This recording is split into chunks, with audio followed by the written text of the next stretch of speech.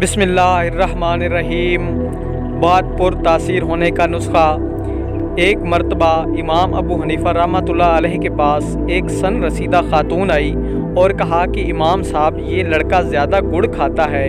امام صاحب نے بوڑھی سے فرمایا کہ اسے 3 دن کے بعد لے کر آؤ۔ چنانچہ وہ بوڑھی 3 دن کے بعد لڑکے کو لے کر دوبارہ حاضر خدمت ہوئی۔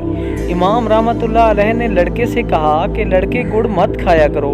بوڑھی کو بہت غصہ آیا اور بولی کہ اگر یہی بات کہنی تھی تو 3 دن کی مہلت اور وقفہ کی کیا ضرورت تھی؟ امام رحمۃ اللہ علیہ نے فرمایا کہ 3 دن پہلے میں خود بھی گڑ کھایا کرتا تھا، ایسی صورت میں میری باتوں کا کیا اثر ہوگا؟